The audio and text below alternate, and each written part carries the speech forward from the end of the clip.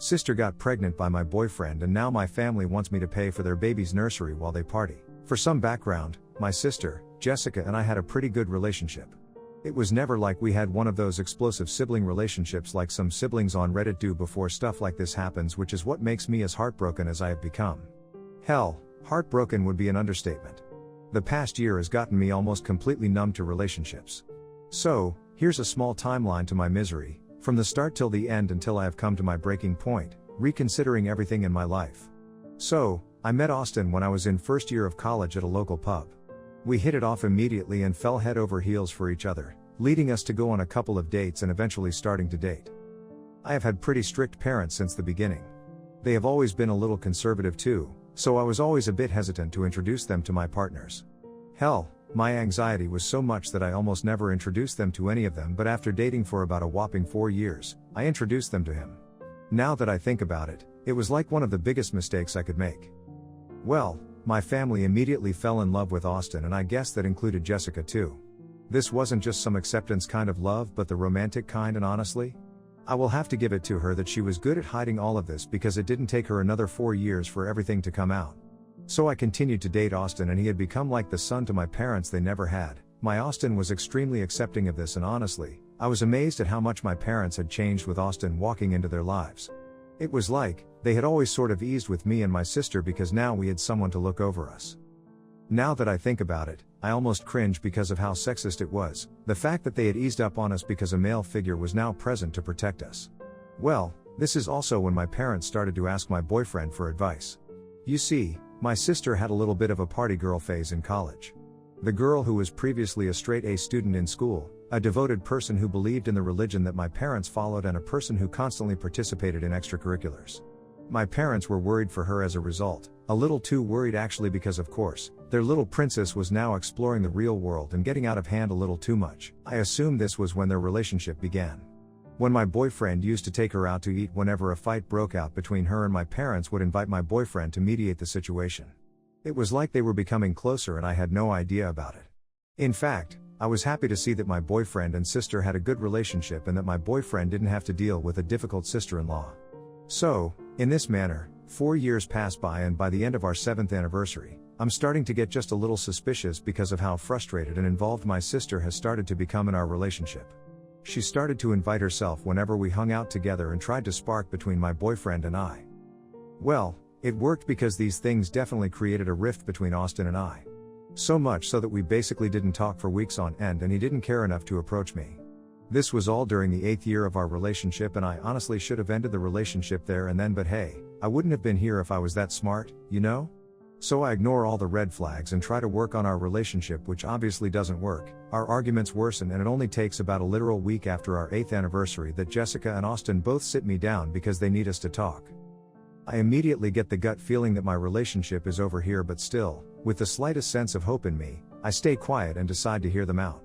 That is when they tell me that Jessica is pregnant and there's a possibility that the baby might be mine. I honestly thought this was some sick twisted joke, or at least my silence indicated that I expected for it to be one. But hey, of course, they're serious faces with dead worry. This is when Austin also dropped the bombshell on me that he wanted to take care of Jessica and the baby until they could get a DNA test when she gave birth. Ouch, I know. This was the part where my heart broke into a million pieces, but I thought, at least I would have the support of my family and friends, but boy, was I wrong. I still remember the call I received from my parents a couple of hours after the situation took place. Expecting comfort, I immediately picked it up through teary eyes and started talking to them, only for them to sound so happy for Jessica's pregnancy and for their first grandchild. Hell, I still remember them raving about how they were literally raving about the fact that these people were happy that it was my boyfriend who was the father of their daughter's baby. Devastation would be an understatement. I was lost, not knowing what to do. Hell, the entirety of her pregnancy, I hadn't even broken up with Austin properly, just became numb and sat there, watching my own man take care of my sister who was carrying his baby. I stayed silent through it all until a month before Jessica gave birth to her child. She asked me, hell, not asked, quite literally demanded that I turn one of the rooms in the house I pay for as a nursery. This is when my fuse broke. I lost my crap. I argued with them for the first time, and it all led to everyone piling over me. After this, the demands just kept getting crazier. Starting from wanting to give up one of the rooms in my house till asking me to pay for the nursery to pay for a nanny as she goes back to college. Yeah. She failed 5 classes last time she did, haha. It's like hearing one demand over another from all of these people is making me feel like I need to cut these people off. It's like I'm coming to this realization now, but every time I talk to anyone around me for advice, I feel guilty because everyone says I should understand Austin's side. How mistakes are made, and I should be happy about the same, because if I try to fix the relationship, I will receive a good father to my children too. I'm conflicted, lost, heartbroken. What should I do here? Am I the a-hole? Update 1, Jessica gave birth today, and guess what? I was the one not only to take her to the hospital but also be in the labor room with her as she begged me to be there for her. I knew it was to spite me and to make me feel terrible about everything once again, but I also knew I was a person as horrible as them to leave her alone at one of her most vulnerable moments. The reason why I was the one who took her to the hospital was because she was over at my place as she got into labor. My parents are on a trip and so is Austin, along with them, for trekking. I informed them of the situation, and yeah, although I didn't receive a single thanks, I was told that they would return. As for Austin's parents, I called them up and was shocked to find out that they had no idea Jessica was pregnant, let alone pregnant with Austin's child.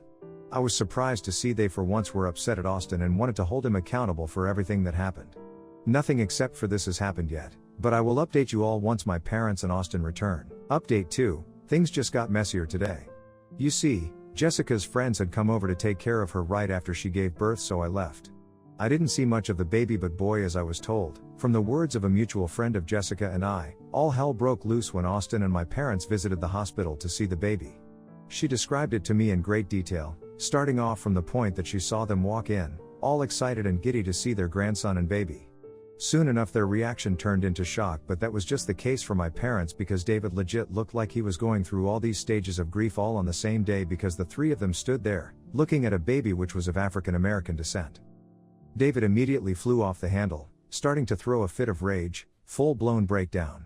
So much so that the hospital called in the security to kick him out. Ever since I heard all of this, I've been kinda off. Before I found out all of this, I had already received a call from Austin telling me that he wanted to meet me to talk. Which I agreed to because I did not know all this has happened. Well, it will be more of a pleasure to see his face now. We'll update you all later. Update 3, hi everyone. I met up with Austin today, and honestly I finally feel like I have gotten some closure after all the chaos. I sat down with him at a local restaurant, the one where we had our first date actually, and as soon as I walked him and looked at him in his miserable state of mind, I felt nothing. No sense of remorse, sympathy, empathy, love, care. Nothing at all. That is when I knew I had gotten over Austin, but I just had to talk to him one last time before starting a new chapter of my life. So, I sat down and he was sweeter than ever, talking to me as if he had never done me wrong. Asking me about my life and whatnot. Then very awkwardly, he began talking about everything, how Jessica's birth impacted him, how his parents disowned him, yada yada. I guess he thought I would give him some sympathy, but I just heard him out, quietly, and eventually, he just realized I wasn't going to give him the satisfaction or validation he was craving. He just apologized to me and began crying, telling me how sleeping with my sister was the biggest mistake of his life, because now not only did he find out that the child did not belong to him, he also found out that he has caught an STD from Jessica. I was dumbfounded. This man truly lost it all. I mean, his parents, his baby, his relationship. Yet, I wasn't feeling an inch of sadness for him. I told him that well, after this, he also was going to need to vacate the house we were living in, and although that shocked him, he kind of saw that coming. I left after that and blocked him everywhere. I have also blocked my parents, who wouldn't stop bombarding my phone with apologies. As for Jessica, I guess they're trying to find who her baby daddy is. Currently I'm just waiting on Austin to vacate the house we're living in so that I can honestly just start it fresh, and that's all I have for you guys. Thank you for the support and tough love, it means a lot to me. I, 26 female, have been married to James, 27 male, for 2 years now. I have a more unusual name, Oceana, and I love it. I vastly prefer that to a NN honestly. But for a while my in-laws have been calling me Anna and have been introducing me / referring to me as Anna to other people, and trying to discourage me from introducing myself with my full name. My husband has told them I don't go by Anna, so they should stop calling me that. They said it's a sign of endearment when someone gives you a nickname. He told them I go by my full name. It was over a family dinner recently, and my husband's nephew mentioned how he told one of his friends about me, and his mom, my husband's sister, corrected him and told his friend my name was Anna and not Oceana. I waited for the kids to be out of earshot, and I told them I was so damn tired of them disrespecting me, That my name is the one I have always gone by and they are wrong for not using it because of their tastes. I told them they wouldn't like it if I randomly started chopping up their names for NN against their wishes and they have no right to do it to me. Mother-in-law argued that their names are all normal and their real names, unlike mine. She told me it's embarrassing to talk about a person, let alone a grown woman, with some weird hippie name that nobody should wear. My husband backed me up and we left, but his whole family, minus the kids, are saying I was rude to them and should be more understanding of the fact my name is abnormal and plain bad. My husband doesn't agree with them, but I do acknowledge Anna can be taken from my name and there are worse things I could be called. I wonder if I was overly sensitive and feeling insulted by their refusal to call me by my name anymore. They used to. Am I the a-hole? I, 31 female, am adopted. My parents are wonderful and I had the best sister, 35 female, growing up. To me they are my family and I never had any interest in meeting my birth mother or any of my other biological family. 3 years ago I got a Facebook message from someone who claimed to be my half-sister. She was about 16 at the time and I was not in the position to start a conversation, so I ignored it and hoped she would move on. But she didn't, and instead she sent me 3 more messages in the middle of the night a few weeks after the initial message. I responded that I was not looking to connect, but I wished her and her family the best. Then I blocked her. A few months later yet another account, yet another one of her kids, though I suspect it was the same girl, made contact again. I tweaked my settings for receiving DMs on there and Insta. Last year then I noticed a number of messages that were sent via Insta from 4 accounts. Some were still very young, but it was more clear that all 4 of my birth mother's children were reaching out. One of them, from the same girl who had contacted me, said that they wanted to know me even if their mom didn't and they had always wanted a big sister.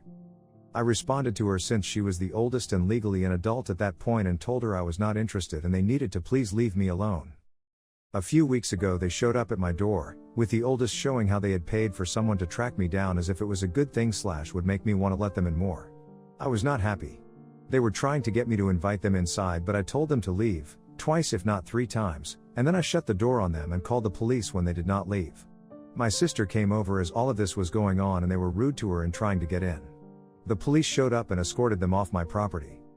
The whole ordeal was talked about in my family, and 2 of my cousins, who are also adopted, took offense to what I did. They said I was cruel to turn them away and I should get to know them because connecting with the birth family is so rewarding and how they will always be there. I told them my family will always be there. The ones I grew up with and love. They said considering some of them are still minors and they have been making these efforts for years now, I should never have been so harsh with them. Am I the a-hole?